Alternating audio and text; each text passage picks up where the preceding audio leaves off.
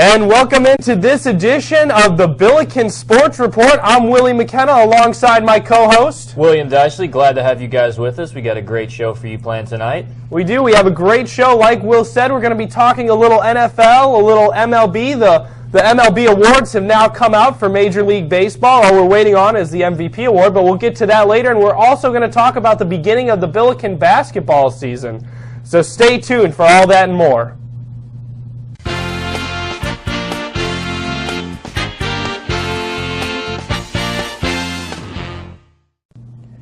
Kyle Cassidy shot 7 of 10 from the floor and led St. Louis with 16 points while distributing a game-high 5 assists. Jordan Jett and Cody Ellis netted 9 points apiece for SLU.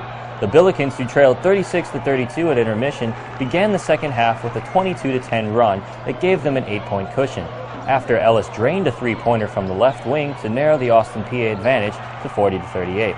Tishwan Edmondson of Austin PA sank 2 free throws with 4.2 seconds left to give Austin PA a 64-62 victory over St. Louis last Friday night in a heartbreaking season opener. Moving on to Game 2, Kyle Cassidy scored a game-high 17 points and collected 6 rebounds for the Billikens, just shy of his career highs of 18 points and 7 boards. Cody Ellis added 10 points while Dwayne Evans gathered 7 rebounds. Mike McCall and Jordan Jett tied for game-high honors with 4 assists apiece.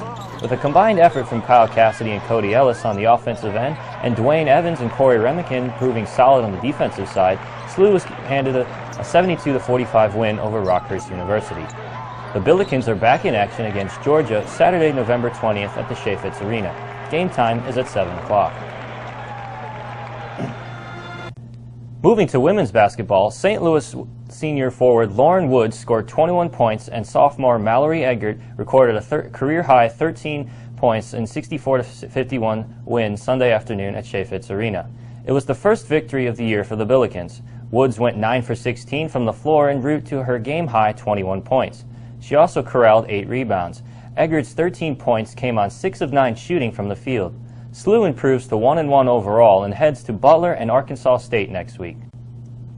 Moving on to the second game, Catherine Hester scored a game-high 16 points, including 14 in the second half, and Lauren Woods added 12 points for the St. Louis and Billiken's 60-32 opening loss to Wisconsin Friday night at Chaifetz Arena.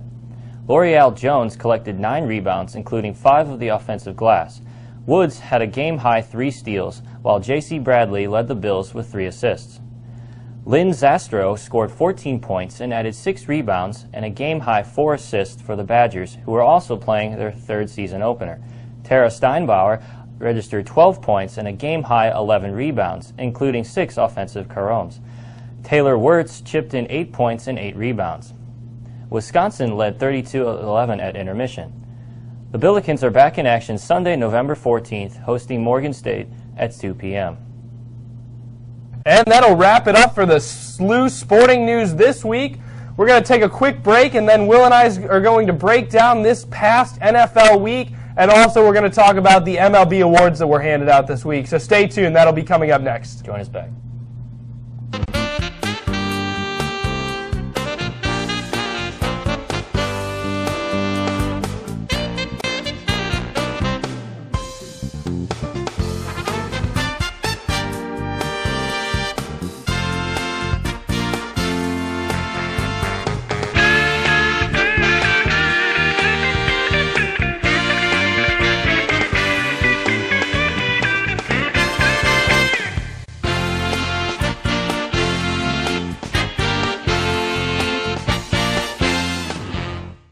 And welcome back to this edition of the Billiken Sports Report. Willie McKenna, once again, joined by my co-host, William Dysley. Glad to have you guys back with us. We're going to go ahead and bring you some sporting news. We're going to start off by talking about the Rams, then we're also going to move in and talk about the MLB, Major League Baseball awards that were handed out this past week. And we're also going to talk about the St. Louis Blues and the troubles that they've been having thus far in the season. But like I said, Will, let's go ahead and start out with the St. Louis Rams. Let's talk about their performance that they had last week against the San Francisco 49ers. Break this game down a little bit for me real quick. Well, first of all, Rams falling short to the San Francisco 49ers 23-20. Looking at this game, though, I really thought the Rams played very consistent throughout the entire game. They really took it to overtime, really putting up some good numbers. Although just the Niners, especially Troy Smith, just having a fantastic game. 356 yards passing, which is very fantastic from his end. I saw a little bit of some miscommunication in the secondary for the Rams. I think that's where they went wrong for this one. It's really one of the key aspects of why they lost this game. I think they gave up like 3 or 4 really big plays for 30 or plus yards. So that's a really thing they needed to work on, and it's unfortunate to see that happen. So yeah, and that's one of the things that the Rams really need to work on this season is that big play ability. They've been giving up those big plays way too much this season, and that was really highlighted in this San Francisco game. Troy Smith was able to throw up just some enormous passes for huge gains. And not to mention, the 49ers had 3 touchdowns called back due to penalties. I think 2 of them were holding penalties, and 1 of them was a pass interference call. So the Rams really caught a break a few times in this game. They certainly did. You don't see that a whole lot in the National Football League, seeing passes or touchdowns being taken back due to penalties because of your team. So that was tough. And the Rams have really had some struggles against the San Francisco 49ers. They've now lost 5 straight games to the 49ers, dating back the past couple seasons. That's actually about 3 seasons ago, dating back to not being able to beat the 49ers. So they've had troubles against them, and it didn't help that this game was on the road. The Rams are still 0-4 now on the road. They just can't seem to find a way to win on the road. I mean, what's the difference between home and the road for these guys? It's got to be. You have to be able to win on the road. Every good team, like we've said, is determined how you play on the road, and you have to have good performance on the road. The Rams, they're 4. I think they're 4-1 at home, but they're 0-5 on the road. So it's just that's the difference between them. A second place standing right now and the first place finished. I mean, playing on the road definitely needs to come first when you're to make a good team, and I think Spagnuolo knows that, and so does the organization and the players.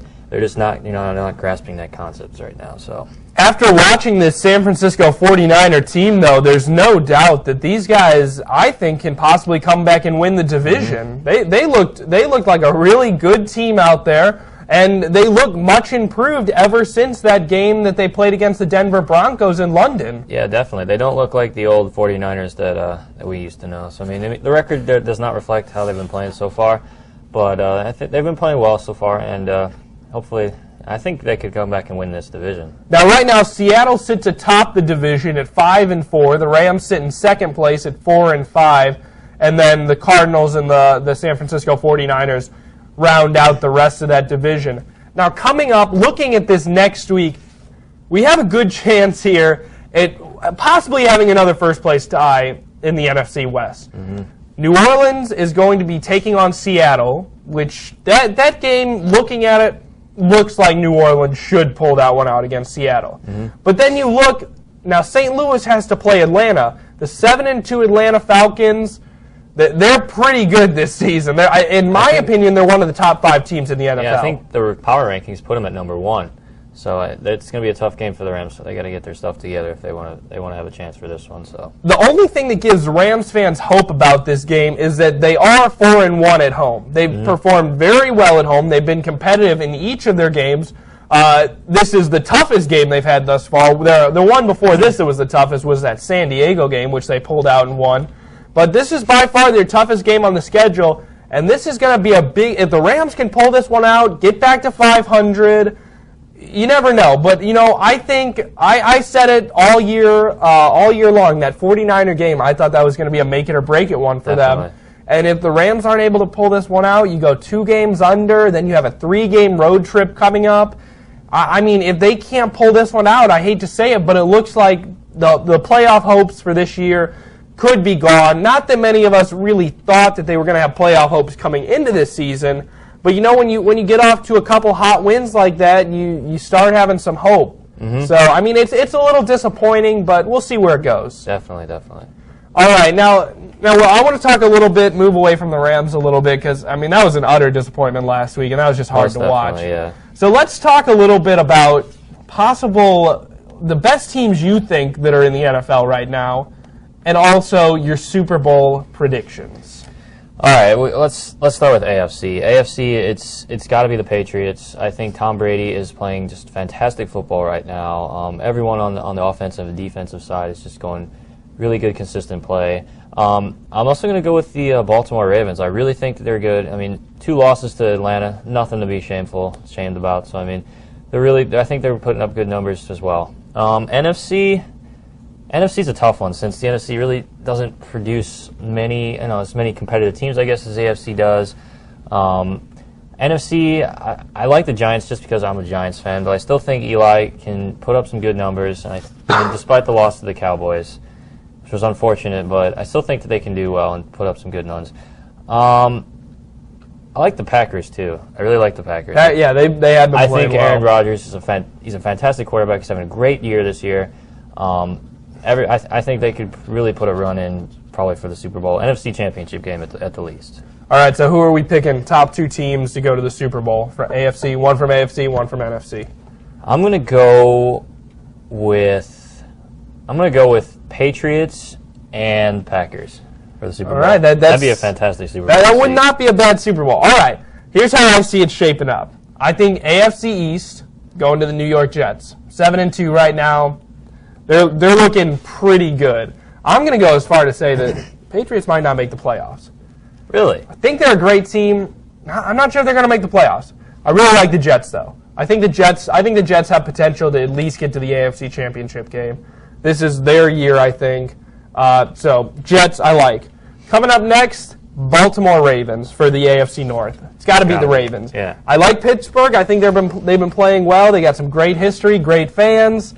Not their year, though. After Ben Roethlisberger missing those games, kind of set them back a little bit. Their backups did a nice job filling in for him, no doubt about it, but that team hasn't meshed totally this season. Yeah, I agree with you there. So I don't think it's going to be Pittsburgh. Then I think the obvious choice for the AFC South, Indianapolis. I think Indianapolis is going to go ahead, pull out that division once again like they do, it seems like almost every season. Personally, I wanted the Houston Texans to take that division. But ever since that Monday night loss to Indianapolis, they haven't been the same team. Andre Johnson, he was really a leader on that team. He's been plagued with injuries this year. So it doesn't look like the Texans are going to be able to make the cut. And then, as we move into the AFC West, it's going to be a battle between Oakland and Kansas City, and throw San Diego into that mix. But I actually think that Oakland's going to go ahead and pull out that AFC South. So Oakland's my pick there. I don't know. I really like them after they beat the Rams. They've pulled out a couple nice games. Nobody of real significance on that team. You can look at McFadden. He's a good player, but no huge playmakers, but somehow they're pulling it together there. Now as we move into the NFC, in the East, I'm going to go ahead and I'm going to make you upset a little bit, and I'm not going to pick the Giants. I'm going to pick the Philadelphia Eagles. After that Monday night win that the Eagles pulled out against Washington, a historic win and a historic game for Michael Vick. I mean, I don't know. I think these guys are going to have some big-time momentum coming into their next few games. They have to. Yeah, and I think Philadelphia is going to pull out that division. Then Chicago is in first place right now in the NFC North. I don't see it staying. I think the Green Bay Packers are going to come out. They have Aaron Rodgers, great quarterback, great team. You have Donald Driver, great wide receiver. You're having a great overall team. Green Bay Packers, no doubt in my mind, they're going to end up pulling out the NFC North. NFC South, I'm going to go ahead and stick with Atlanta, the 7-2 Falcons. As much as I would like to see the Rams beat them this week, I don't think it's going to happen. I think the Rams are finally going to lose their second game at home, and I think the Atlanta Falcons are going to pull this one out. Just too good. Matt Ryan, great young quarterback, going to be one of the faces of this league coming up in the next few years. So I think that they're going to go ahead, beat New Orleans out, no repeat for the Saints, and I think it's going to go to the Falcons this year. And the NFC West, the most exciting division in football. By far. By far the most exciting and talented division in football. I'm going to go with the San Francisco 49ers pulling out this division. I think they had a abysmal start. And the way I've seen them play the last 2 weeks against St. Louis and Denver, I think that they're the best team. They've been the most talented team in this division the entire season. They just haven't been able to pull it together. Yep. Now they're starting to figure out how to win. Mike Singletary looks like he has a hold on that team. Troy Smith is the starter now. He's looking fantastic. Yep. Frank Gore, an incredible running back. I think that San Francisco is the most talented team in this division, and St. Louis is going to falter down the line with these 3 on the road in Atlanta. Seattle's going to falter. They're not a very strong team. They have Matt Hasselsack as a quarterback, and he's not a playoff quarterback anymore. I'm sorry. He needs to take the sideline. He needs to head over to ESPN and be an analyst, I think, with his brother Matt. I mean, what's his brother's name that's on ESPN? He does like NFL Live sometimes and stuff. I think it is Matt, his name. No, wait, Matt Hasselbeck's the quarterback. It's Tim Hasselbeck. No, it is Tim Hasselbeck. Tim Hasselbeck. He needs to go on the sidelines with Tim, and they need to break down some games as a brother-brother duo on ESPN. That's what I'm looking for Matt Hasselbeck next season. Statement by Willie. So all right, so we've got the top teams in the league so far, you said. What do you think your Super Bowl predictions are going to be? All right, this is where it gets tricky. This is where it gets really tricky, because when you get into the playoffs, any team can beat any other team any given day. Definitely. I mean, honestly, if the St. Louis Rams got into the playoffs, they have just as equal of a shot as, say, the New York Jets at going to the Super Bowl. Any team can beat. I mean, obviously, the talent matters big time in this league. There's no doubt about that. Yeah. But if a team gets hot, they can have a great game, and another team can have a bad game. Exactly. And the talent doesn't matter. Look at the Giants when they beat the Patriots. I mean, right. I think they had an 11-5 record going in. Didn't have the best stats. Everyone wasn't playing as well as they should have, and they rode that momentum all the way up, and they won against the Patriots in the Super Bowl. So right. So there's no doubt that any team could win it. I'm gonna have to go.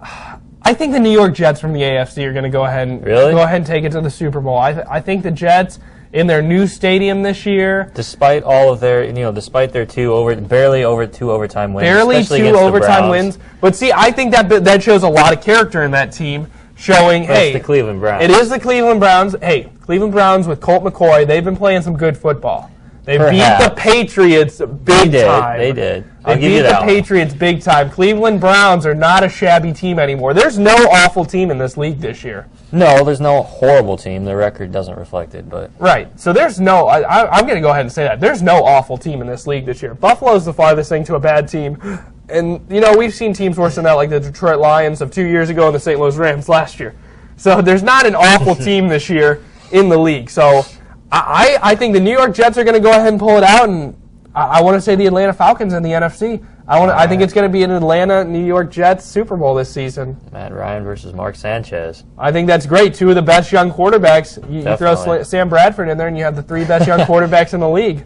Bradford will get on those teams. I think Bradford will have a Super Bowl appearance in the next 3-4 years. I think it's a definite possibility. I think the Rams can pull up some great playoff wins here in the next couple years. I certainly hope so. Because I look for the Rams after this season to go out into the free agent market, pick up especially wide receivers. They have some great guys in there doing their draft class right now.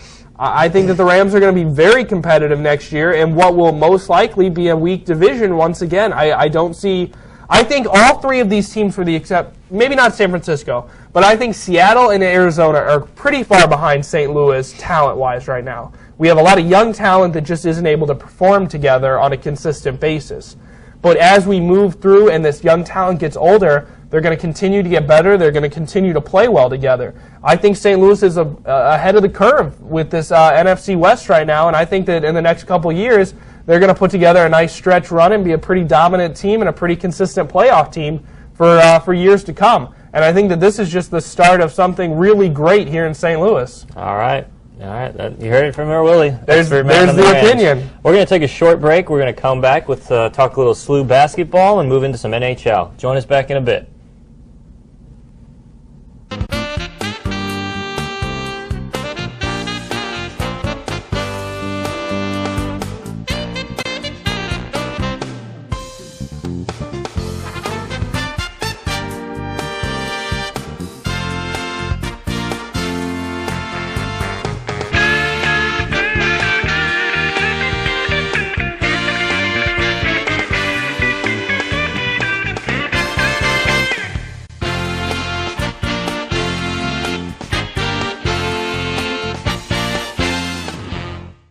And welcome back, Billiken fans. We are here. We're here at the Chaffetz Arena. We're gonna be talking about Billiken basketball and their past 2 games that they've had already in the regular season, and also their upcoming game against Georgia. Georgia being the second hardest game really on the Billiken schedule this season, right next to #1 nationally ranked team Duke. All right, so let's go ahead and talk about game numero uno on the season, which was against Austin, PA Governors. Who are they, Will? I don't really know. I think they're one of those schools that, just very flown under the radar for right now. But I think it's unfortunate to see the Billikens lose such a close game, which really they should have won. They were winning by like 10 points, I think, with about 4 or 5 minutes to go, and they really gave it up. I mean, I'm not really sure. I'm not really sure what happened. It's just, the defense just was not playing solid. Yeah. The big thing that I saw was free throw shooting was atrocious. Abysmal. Giving up way too many penalties. It was just one thing after another in that first game. Mm-hmm. Austin, PA, I'm surprised they put up as many points against them as they did. 64, I believe. Yeah. That's a lot of points for a team that, Really, nobody necessarily even really knows about. So, an absolutely disheartening loss. They lost it with about 4 seconds left in that game. I believe the 2 free throws that finished the game off by Tyshawn Edmondson, like we said in the newscast, those were shot with about 4.8 seconds remaining in that second half of the game. And then, Kyle Cassidy going down the court trying to project the Billikens to either a win or a tie to send it to overtime, and he just he gets his head a little bit lost in the game, and he ends up losing possession of that ball. Not really sure what happened on that play, but right into the arms of the Austin PA player, and that was the game right there. But yeah, that play, it just looked like you were saying that Cassidy probably could have pulled up for either the jump shot or the 3-pointer for the win. It looked like he was going to try to drive to the basket instead. I guess he just lost possession of the ball and just fell into the Austin PA guard's hand. It's just one of those plays, hindsight, it's like, why didn't he do this? Why didn't he do that? But, it's one of those things. He's the player. He's on the court. He's out there for a reason. Kyle Cassidy has been doing this for a long time, probably ever since he was in elementary school. So he's been playing basketball longer than I have and much better than I have. So who am I to correct his judgment out there on the court? He tried to do his best, what he thought was the best move. It didn't end up panning out, but still the leader of that team. I know Christian Solizic didn't have quite the best game. Guys like Rob Lowe didn't necessarily have his best game. But, these guys, they're gelling together. They're a very young team. Definitely. And they have to learn how to play together right now. And I know Coach Majerus is definitely going to be instilling those values of how to win in them because he's a winning guy. That's all he does. He's never had a losing season in the NCAA. As long as he's been coaching college basketball, never had a losing season, which is pretty impressive. That's very impressive. He's definitely going to be a Hall of Fame coach. So, I'm sure that the Billikens are going to be fine this season, maybe put up about 20 wins, but I don't think there's any need to panic quite yet. No, definitely not. Let's look at the second game so far. Win against Rockhurst University, which is a very impressive win, 72-45, I believe. And looking at that game from the first game, I want to break it down real quick. I think the players played absolutely much better than they did in the first game. In the first game, I think Salsic didn't look so good.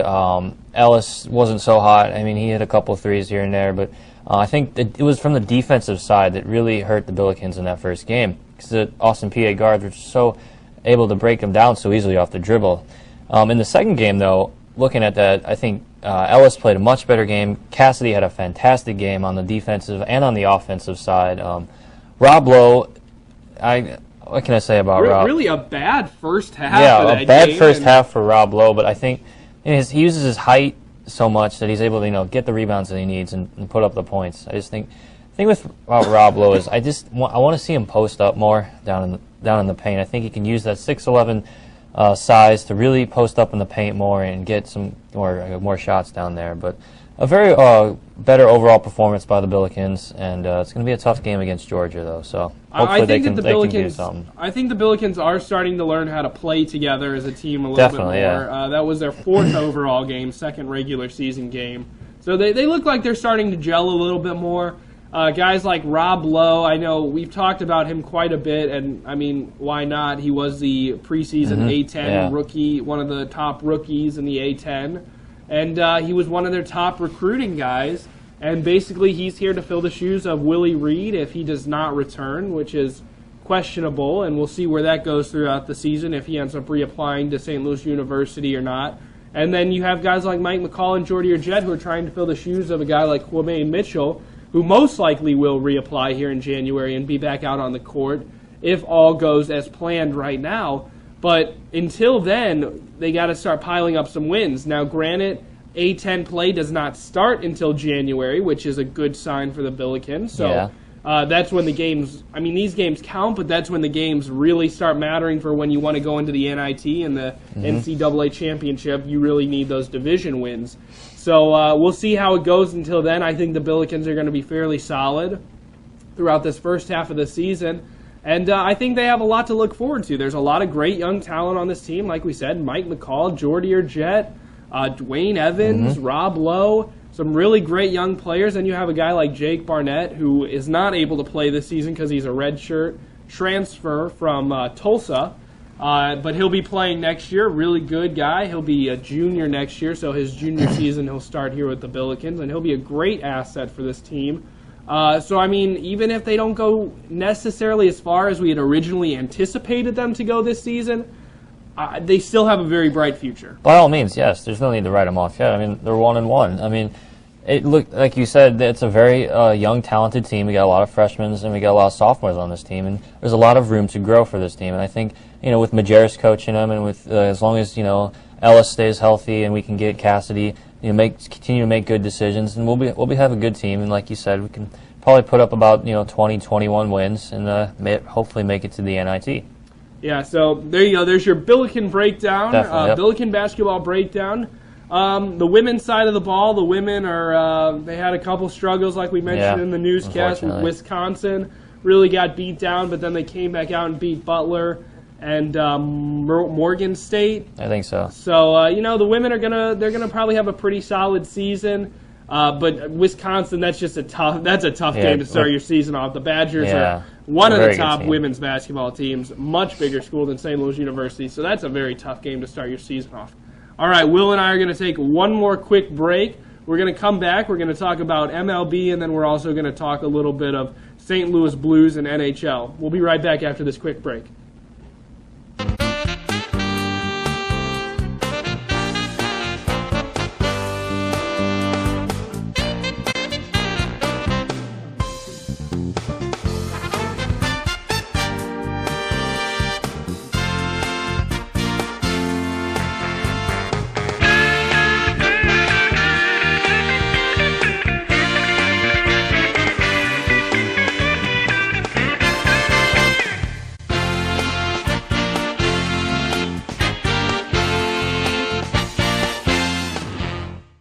And welcome back to the Billiken Sports Report. I'm Willie McKenna alongside William Dychley. Glad to have you guys back with us. We're going to move into some baseball news right now. Let's see, AL Golden Glove winner, I believe. Let's go with the Gold Gloves, and AL and NL are released now. But before we start into this, it has been a crazy offseason thus far, and it's MLB, very young in this offseason right now. There's a lot of great free agents out there. We're going to talk a little bit about some of the moves that have been made thus far, where we're going, who's looking for what, all that good stuff. But let's start off with the awards. The only thing that has not been announced yet are the AL and NL MVPs, which basically the biggest awards of the season, of the baseball season. So let's go ahead and start off here with the Gold Glove winners for your 2010 season. In the American League at first base, you have the New York Yankee, Mark Teixeira. Not a huge surprise there. He is great defensively. He really is a great defensive first baseman. Nice hitter. He's a great overall player, great asset. Wish he would have stayed with the Texas Rangers when he had the opportunity a few years back. Big Tex down there, but either way, he's now a Yankee, so I'm not a huge fan of him anymore. He's a great player nonetheless. Either way, great player. Robinson Cano, another Yankee, second base Gold Glove winner. All right, fair enough. It seems you have a problem with the Yankees. I have a little bit of a problem with the Yankees. basically just because they get these awards because they're Yankees. And I'll go into that later because the shortstop who won the Gold Glove, which I'm not going to say yet, only got probably about 6 of the Gold Gloves that he has because he's a Yankee. But we'll go into that. Moving on. We'll go into that.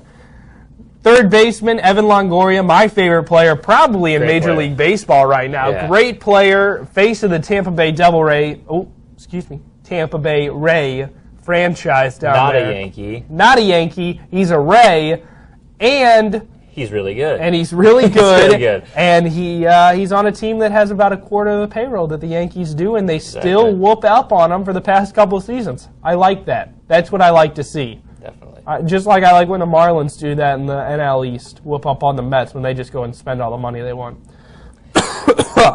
Moving on. Catcher from the Minnesota Twins, Joe Mauer. Joe Mauer, great guy. I like him. Minnesota boy. Fun story. Good call. I like him. He's going to be a staple Gold Glove winner for years to come in the American League. One of the best players. I foresee Joe Mauer, after his catching days are over and he can't bend his knees anymore because they crack too much, he's going to end up probably out in the outfield because his bat's still going to be pretty darn good. Yeah. So he's a great offensive and defensive player. So one of my favorite catchers in the league. Then we have Mr. Ichiro Suzuki in the outfield. We talked about him earlier. Just ridiculous numbers, hitting-wise. He's another. His ERA is just fantastic. Yeah, I mean the number of hits he gets every year, 200-plus hits for every year he's been in the league thus far. That's great. Great outfielder. Now, here's my guy that I want to see in a Cardinal uniform next season, Carl Crawford. Great player for the Tampa Bay Rays also. Love this guy. Love the way he plays. Hits, fields, runs. I love everything about the guy. I wish the Cardinals would have gone out and gotten him a couple years ago when they were still the Devil Rays. Back when, they were looking for an outfielder. They went with Juan Encarnacion instead of Carl Crawford. They got Juan from the Marlins. So I wish they would have gotten him back then, but he's a free agent this year. Cardinals are in. Hopefully we can pick him up. I would say they're in the top 10 teams looking for him right now. Great addition if we can get Carl Crawford. So then we have Franklin Gutierrez, a guy probably not too many people know about. He's also out there in Seattle with Ichiro. Franklin Gutierrez, a very good player. Mm-hmm. So very well deserved for him as well. Mark Burley, pitcher, had a spectacular play at the beginning of the season. Just foot through the legs. Right to the first baseman. Oh, man. One of those great players, Chicago. Player. He's from St. Charles, Missouri. Great pitcher, great fielding player. So 100% deserves that. And here's my biggest bust of the Gold Glove nominee winners, and that would be shortstop Derek Jeter from the New York Yankees. Does not deserve this Gold Glove at all. Does not deserve about 5 Gold Gloves he has. Really? Why do you say that? I mean, Derek Jeter. He seems to be a pretty consistent There's player. no doubt. Derek Jeter is a very good shortstop. There's no doubt about that. The only thing with me is, in baseball, you have something called the Fielding Bible. The Fielding Bible gives you certain percentages, statistics that have to do with what makes a fielder a Gold Glove winner. Derek Jeter is barely average in many of these statistics that you find in this Fielding Bible. Basically, his hype is all about him being a Yankee, being one of the few Yankees that's ever been a captain, being a legendary Yankee, a certain Hall of Famer, and basically this Gold Glove is just something that they give him to pad his stats, in my opinion, for the Hall of Fame, and I don't like that. I think there's other shortstops that are more well-deserving, and I hope this is Derek Jeter's last one, because we're going to get into his free agency talks a little bit later, but I don't like this call at all, and I don't think it was well-deserved by Derek Jeter. No doubt he's a great player. I don't think he deserves the Gold Glove this season, though. All right, moving on to the National League. At first base, we had Albert Pujols. No surprise there. Albert Pujols, one of the best first basemen in the league. Yeah. You have guys like Ryan Howard. They're coming up as good fielding first basemen also. But there's nobody even in close comparison, I don't think, to Albert when it comes to hitting or fielding. He's done a tremendous job. When he came into this league, he was a left fielder. He moved over to first base his second season in the league. Just outstanding, the progress he's made over there, and absolutely one of the best fielding first basemen in all of baseball. Brandon Phillips at second base, this is another call. I don't like this one at all. Brandon Phillips with the Cincinnati Reds. I don't think he's Gold Glove caliber. I think these awards need to go to stand-up character guys as well as good fielders, and I don't think he has either one. I don't think he's one of the top fielders in the league, and I don't think he's a stand-up character guy at all to be representing this league. So I don't like this call at all, and I don't think Brandon Phillips deserves that Gold Glove. Third base, one of my favorite calls now, Scott Rowland. Scott Rowland now has a Gold Glove with 3 different teams: Philadelphia Phillies, St. Louis Cardinals, and Cincinnati Reds. One of the greatest third basemen, in my opinion, at least in the past 10 years, maybe one of the best third basemen of all time. I think he's a first ballot Hall of Famer. Really a great player, one of the best guys in baseball, really intelligent guy, really a nice guy, and I think this is well deserved for him. One of his last seasons probably playing baseball. He's getting up there in age, yeah. But I think Scott Rowland is someday going to make either a great hitting coach or a great third base coach if he would like to do so, because he's a very smart baseball guy, and I think he could have a really great career, even maybe in the front office of a team. He's smart enough, I think, to possibly be a general manager of a baseball team someday. So I think Scott Rowland has a bright future down the road. Very bright future. And probably one of the last awards he'll win here, but at least he made it to the playoffs one more season, and he also got a Gold Glove. So really happy for Scott Rowland. All right. Then we move on to the next Cardinal who got their Gold Glove, and that's catcher Yadier Molina. No doubt in my mind, he is one of the best catchers in the league. He's really built up his hitting status as well. You have Russell Martin with the Dodgers, a very good catcher. You have Brian McCann with the Braves, who always gives Yadi a run for his money. But it really comes down to the percentage of throwing players out, stealing, and that's where Yadi just has all these guys nailed down. Yeah. I mean, absolutely incredible. He's really a fantastic player. He throws out over 50% of the guys caught stealing, and just absolutely amazing. Unreal, this guy, how quick he is. So Yadi absolutely deserved this one, not just because I'm a Cardinal fan, but he really is one of the best catchers in the league, and he's been so for the past few years. Moving on, we have Shane Victorino in the outfield, one of the quickest outfielders you'll see. Another guy coming up here with a Gold Glove is another very quick guy, but Shane Victorino, the Flying Hawaiian, pretty incredible guy. He's really quick. Philadelphia Phillies, I like the call. Good guy. Nice call. Then you have Michael Bourne. This one's a bit of a surprise with the Houston Astros. He was the guy I was alluding to earlier. Very fast guy out there in the outfield, and he has one of the toughest jobs in all of baseball, playing at that Minute Maid Park in Houston. That outfield goes to about 460 feet out there. And he has to run up that little Taos Hill.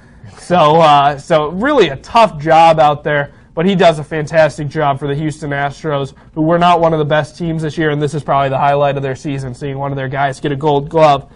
Finally, we have Carlos Gonzalez of the Colorado Rockies, one of the up-and-coming stars in this league. Had a fantastic season at the plate as well as fielding, so he's one of the guys to look out for in the future. Not too many people necessarily know his name until the end of this season. So really a nice job. He's really going to be one of those up-and-coming players. Then this one was a surprise to me. Bronson Arroyo of the Cincinnati Reds. I don't know. I don't know about this call. I don't know enough about Bronson Arroyo's fielding to critique it one way or another. It was just it was kind of a surprise to me. We saw him a bit in 2004 when he was with the Boston Red Sox. Yeah. But, Bronson Arroyo, great pitcher. He's had a couple down seasons with Cincinnati, but he had a nice season this year, and he gets the Gold Glove, so good for him. And then Troy Tulowitzki, by far the best shortstop in the National League. Absolutely well-deserved. Yep, definitely. All right. Now we're going to move in a little bit to the 2010 NL and AL Cy Young. The AL was just released today on Thursday. The NL, no doubt about it, Roy Halladay. Yeah, Roy Halladay is always a fantastic player. He really did a fantastic job out in Cincinnati. And what is it? How many Cy Youngs has he won so far? Well, he won. I believe he won with Toronto once. Toronto. So I believe this is his second Cy Young. All right, very well deserved though for Roy Halladay. It's just probably I think the best pitcher in the entire league. So I would definitely agree with that. Much better than Cliff Lee. Tim Lincecum, I don't think he's up to Roy Halladay's standards. So it's very fantastic pitcher. I'm going back. I'm checking the stats real quick now. It looks as though Roy Halladay. He did. He won in 2003 with the Toronto Blue Jays. Yeah. So this is his second. Yeah. This is his second Cy Young award. So not many players have done that in the history of baseball to go and win one in both leagues. Chris Carpenter, one of the guys who came from Toronto, pitched with Roy Halladay over there back when he was a Toronto Blue Jay early in his career. So maybe he picked up a couple tips from him. Now, the AL one was a bit of a surprise. Felix Hernandez. You know, I think this guy, he's a great pitcher, and I actually was rooting for him to win this one because I didn't really want, I think CC Sabathia is a great pitcher, but, you know. But he's a Yankee. He's a Yankee, he's overpaid, and I don't think he's overpaid. I think he's just overhyped a lot. I mean, he is a great pitcher, don't get me wrong, but I think Felix Hernandez was better. But I think Felix Hernandez only won about 13 of his games. Right, he was 13-12 this season. Yeah. But when you look into that, you have to look, okay, he was on the Seattle Mariners. Let's say you put him on, you know, a Yankees, a Red Sox, you know, maybe even a Cardinals. Yeah, even the Cardinals. Maybe a 20-game winner then. You know, I mean, he had a 2.27 ERA with 232 strikeouts. His numbers were the best out of any of these pitchers. It's just the win-loss ratio that was not. So that's the main problem with him, is his record on the season was not one that was absolutely stellar, that really stuck out to us. So that could have been one of the reasons why he wouldn't have won, but he did end up winning, and that's all that really matters. Then we go on to the managers of the year. No doubt we had Ron Gardenhire win the American League. I think that's well-deserved. He's finished in second place about 5 times. So I think Ron Gardenhire really deserved this one. Deserved, yeah. And I forgot to mention, Adam Wainwright finished second in Cy Young for the NL for the second year in a row. Disappointing for Adam Wainwright. The guy should have beat Tim Lincecum out last year. He got that one stolen away from him. I think he'll win it next year, though. If he keeps his performance up like he did this year, he'll be okay next year, and he'll be. We have to keep in mind, Adam Wainwright's still a young player. He is. He's a very young player, and he's got a lot of talent and potential with him. So I mean, he's still very young in his career, and he'll be good to go. I mean, he had his rookie season in 2006, so this was his 4th full season. You know, plenty of time to get a Cy Young, and with the talent that he has and the competitive nature he has, I'm sure you're right. I'm sure he'll get one. At least in the next few seasons. I'm going to predict he gets at least 2 or 3. Yeah, go out on a limb there. 2 or 3. I think that's a great call. He has a good enough talent and potential to do so. So I think it's my humble opinion. I think that's very true. Moving into the NL Manager of the Year, Bud Black gets it. A bit of a surprise. I'm not really sure if he deserved this one a whole lot. No doubt, he took the San Diego Padres, one of the teams that were basically predicted to be an average at best team, and they had a stellar first half of the season. And then they collapsed down the stretch before the playoffs and allowed the Giants to win that division.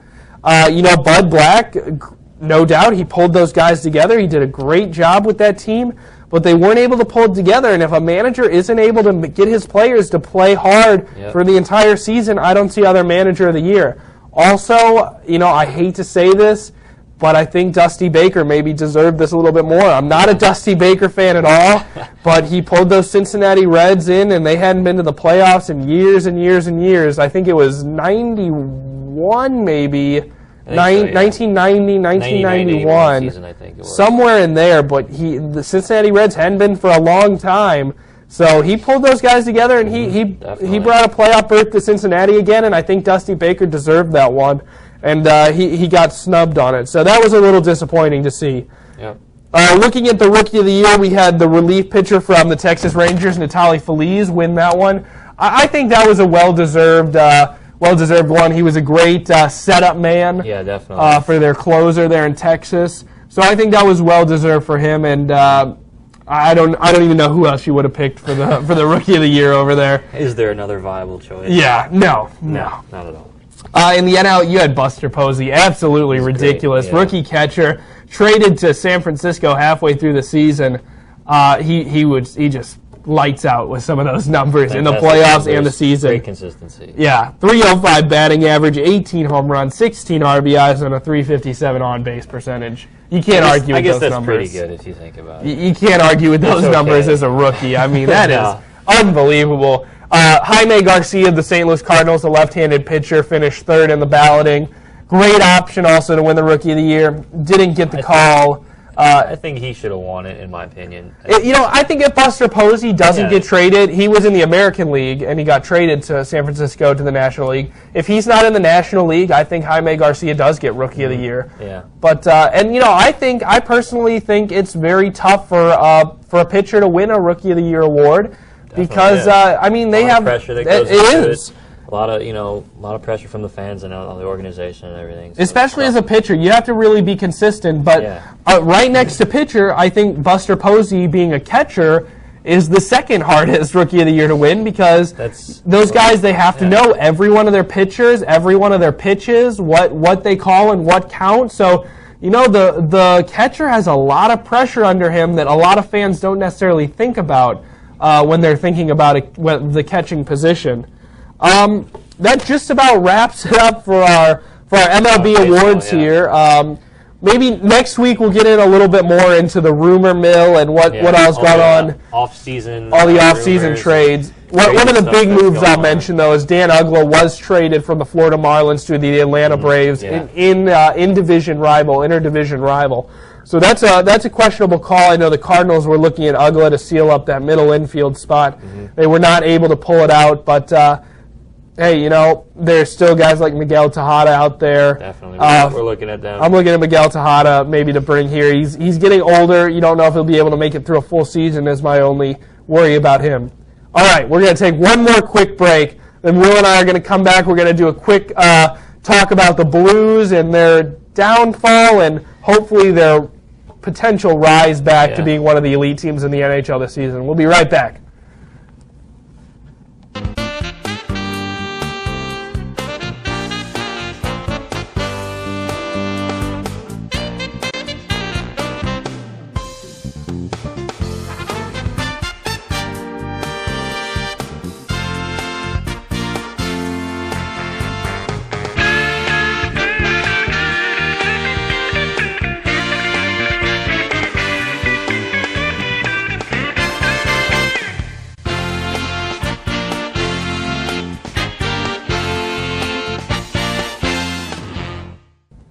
Welcome back to the Billiken Sports Report. We're going to jump in now to some St. Louis Blues hockey action. We're going to talk about their slow decline, I guess, into a couple unfortunate losses so far.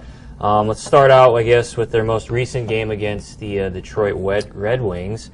What do you think about this game, Willie? I mean, it's for the whole season so far as the Blues, jumping out to that really a great start, first in the power rankings, the best franchise start in a long time. And now, throughout the last, I guess, 4 or 5 games, really a slow decline into horrible play so far. I mean, losing a lot of key players on defense, injury plaguing, and it's a lot of big losses so far. It's unfortunate. So, I mean, what do you think the Blues are? Break down the game, I guess, and give us your insight. Well, like you said, they started off with a 9-1-3 record, which was the best start in franchise history ever. Dating back for their entire history, which started back in 1963. That's a long time. I mean, the Blues being one of the expansion teams, they are one of the newer teams in the league. But that's a great accomplishment to start off with the best record that you've ever had. They were the only team to remain in the power rankings at the number 1 spot for 2 consecutive weeks. And then, you lose guys like Barrett Jackman, Carlo Koliakovo goes out, Roman Polak goes out, TJ Oshie goes out, and David Perron go out, all within a couple games of each other. Basically, like our entire starting lineup. That's basically, you have your 2 top scorers in TJ Oshie and David Perron. Yeah. You're losing them, which obviously shows when you're 25th in the league, scoring an average of 2.5 goals a game. You lose your 2 best defensive player, or your 2 best defensive players, Jackman and Polak, which you go from being first in the league at the amount of goals you give up to becoming 12th. And you have a guy like Halak who all of a sudden can't see a beach ball go by him. Starts letting things go by that shouldn't. I mean, he's a much better goalkeeper than that. And I mean, you have to blame a little bit of it on the defense not being there for him. But he's let in some goals that I think really, I could go out there and I'm pretty sure I could have and block a few. I haven't played hockey a day in my life. So. Yeah, I mean, just absolutely incredible. And this was my one worry. Davis Payne, the head coach of this team, he took over halfway through last season for Andy Murray, who was the former coach of the LA Kings, a guy I really liked. I really liked him as a head coach. I thought he was a great head coach. Had a great season, took the Blues to the playoffs, but they got swept by the Vancouver Canucks. Had a bad start to last season when they were projected to do very well. So he got fired, and they brought Davis Payne up from the Peoria Rivermen, which is their AHL team. He comes up this season. He gets him off to a really hot start. So, none of us are questioning his coaching ability. Now that he's not been able to hold this team together throughout these injury-plagued games, you start to question him. Is he too young to be coach? He is the youngest coach in the NHL right now. Yeah, I guess when you have such 4 horrible losses such as this, you begin to question, is this the right coach we want right now? Do we have the right organization behind us? Do we have the right players, meshing together? I mean, looking at them, they're only third in the league right now. I mean, they have 9 wins. They're 9-5 right now, wins and losses. So they're not completely out of it. Yeah, they are very injury plagued and very injury ridden.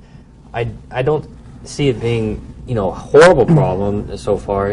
I wouldn't count them out yet. So I mean, what do you think your prediction is going to be? I guess for the rest of the season for the Blues, maybe a couple months down the road. Well, I think maybe a playoff run. Is that possible? Or I definitely think so. I think that what the Blues need to do is they need to just play some 500 hockey right now until they get these key guys back. If they can win about half their games until they get and just keep themselves, a couple games above 500, about 4 or 5 games above 500. Don't worry about being the best team in the league right now. Wait till you get Jackman back, Polak back, Kolyakova's on his way back, Perron's day-to-day, and Oshie. You can perform well without TJ Oshie because you have TJ Henchik, which they traded for from Colorado last season, coming in. He's a good forward. He's the leading scorer right now for the Peoria Rivermen. So he's got some great talent. We can do this without Oshie.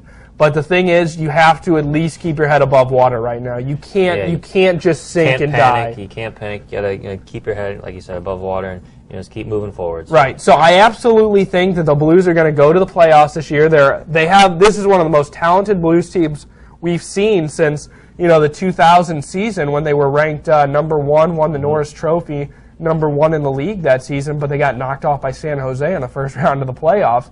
But this is one of the most talented teams we've seen this decade now from the Blues, and it's young talent. This is talent that's here to stay. Yeah, this is a really great team, but the thing is when you have young talent, inexperience comes along. And we thought that we had worked a lot of these bugs out in the past 2 seasons with these guys coming up, but some of these guys are second and third year players, and you can't be making rookie mistakes anymore. Nope. You have to grow up sometime, and there's no real veteran leadership on this team anymore outside of Barrett Jackman, and you could even maybe consider a guy like Eric Brewer, the captain of the team, a little bit of veteran presence. But you don't have a guy like Keith Tkachuk out there anymore. No. So you need to pull this together. But these couple losses that they've had, 8-1 loss to Columbus, a 3-2 shootout loss to Nashville, a 5-3 loss to the Phoenix Coyotes, 6-3 to Colorado, and 7-3 to Detroit. These are some heartbreaking losses to some division teams. They seem to be by a considerable margin.